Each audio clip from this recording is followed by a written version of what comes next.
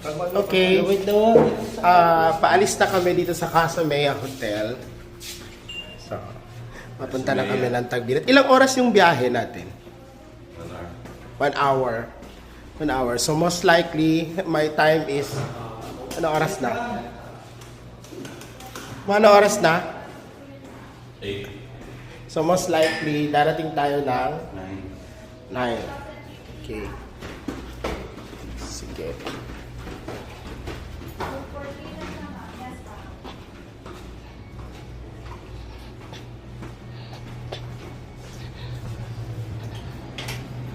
Mag-check out kami, ma'am.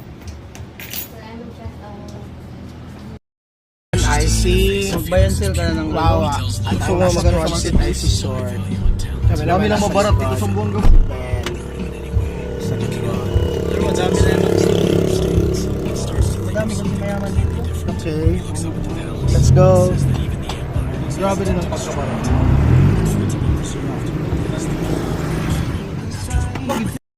Ang ganda. Kanina sana yun.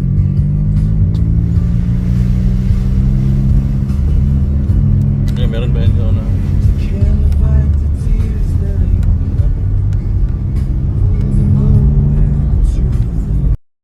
Guys, good morning again. Nakarating na rin kami sa Tagbilat Falls. Kahit taghirap, basta Tagbilat, go. Kasama ko na mahilig sa bilat. Hindi, joke lang. Kasi yung pangalan ng falls ay Tagbilat. Yan. Nagbayad na ko kate. Hi, good morning everyone. Welcome sa aking vlog. At narito tayo ngayon sa Malagandis, Titay. At isa sa mga pinupuntahan ng ating mga lokal na turista mula Zamboanga City, Zamboanga del Sur at Zamboanga del Norte. Itong Tagbilat Falls dito sa Malagandis, Titay. Kaya punta na tayo dito.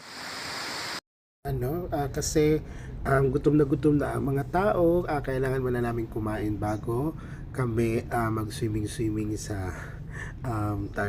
Tagbilat Falls. Ayan, nakikita nyo naman ang lalaki na ng mga subo ng mga lalaking to kasi gutom na sila kasi hindi kami nag-breakfast sa daan. So kaya dito na kami nagluto, dito na rin kami kumain. So habang ini-enjoy namin ang pagkain, marami rin kami pinag-uusapan na kung ano-ano na lang, basta lang may mapag-uusapan.